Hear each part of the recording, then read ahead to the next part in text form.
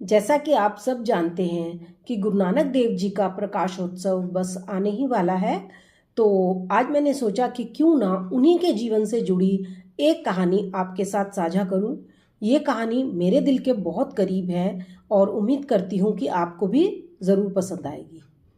तो ये बात उन दिनों की है जब गुरु नानक देव जी गांव-गांव जाया करते थे, लोगों से मिला करते थे, उन्हें धर्म का और आपसी प्रेम, भाईचारे का उपदेश दिया करते थे और उनके साथ उनके 2-3 शिष्य भी हुआ करते थे।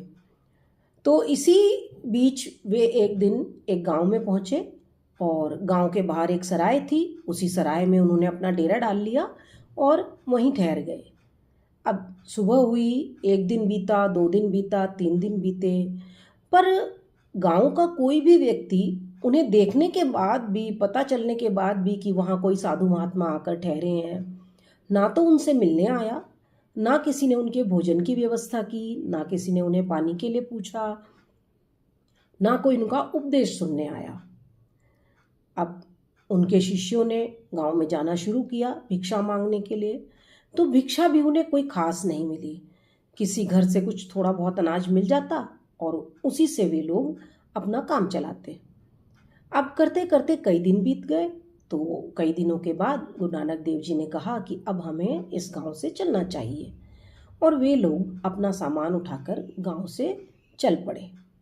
जब गांव से कुछ दूर पहुंचे तो गुरु नानक देव जी ने पीछे मुड़कर ईश्वर से प्रार्थना की उस गांव के लोगों के लिए और कहा कि हे ईश्वर, इस गांव के लोग जिस प्रकार अब एक साथ रह रहे हैं, अपने गांव में ही रह रहे हैं, ये हमेशा इसी तरह मिलजुल कर एक साथ इसी गांव में रहें, ये कभी एक दूसरे से जुदा ना हो। कोई बात नहीं, गुरु नानक देव जी के शिष्यों ने ये प्रार्थना सुनी और वे लोग आगे चले गए। अब वे एक दूसरे गांव में पहुंचे। उस गांव के लोगों को जैसे ही ये पता चला कि गांव के बाहर सराय में कुछ साधु महात्मा आकर ठहरे हैं, तो गांव के लोग तुरंत दौड़े दौड़े आए। उन्होंने उनसे पूछा उनकी क्या आवश्यकता है, उन्हें भोजन दिया, उनके रहने की व्यवस्था की और रोज़ गांव के लोग उनके पास सुबह दोपहर शाम आकर बैठने लगे। और जैसे जैसे गांव के लोगों को पता चलता गया तो भीड़ बढ़ती गई और लोग उनसे शिक्षा लेते, अच्छे बुरे की समझ लेते, उनसे धर्म कर्म प्रेम और सद्भाव की शिक्षा लेते। कहने का मतलब ये है कि गांव वालों ने उनका बहुत सत्कार किया और महत्व दिया उन्हें बहुत। और गांव में रहते हुए गुरु नानक देव जी को जब काफ़ी दिन हो गए तो उन्होंने उसी प्रकार गांव वालों से इजाज़त मांगी। उनसे कहा कि अब हमें चलना चाहिए अगले गांव के लिए। लेकिन गांव वाले थे कि पैरों में गिर गए बाबा जी के कि नहीं, आप इतनी जल्दी तो नहीं जा सकते, कुछ दिन और ठहरिए हमारे पास, हमें सेवा का मौका दीजिए। कोई बात नहीं, नानक देव जी उनकी बात मानकर कुछ दिन और उसी गांव में ठहर गए। अब कुछ दिन के बाद फिर नानक देव जी ने उनसे इजाज़त मांगी। फिर गांव वालों ने मना किया, लेकिन गांव वाले मना करते रहे, पर फिर भी नानक देव जी ने कहा कि नहीं, हम फ़कीर आदमी हैं, हमें तो आगे जाना ही होगा। और वे वहाँ से चल दिए।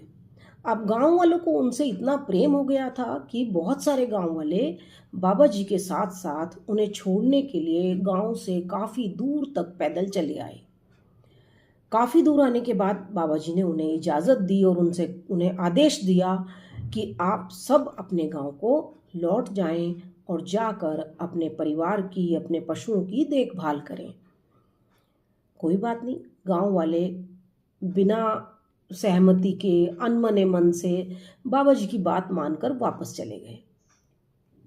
अब जब वे लोग वापस जा रहे थे तो बाबा जी ने पीछे मुड़कर देखा और उन सब के लिए भी ईश्वर से प्रार्थना की। इस बार बाबा जी ने ईश्वर से क्या प्रार्थना की?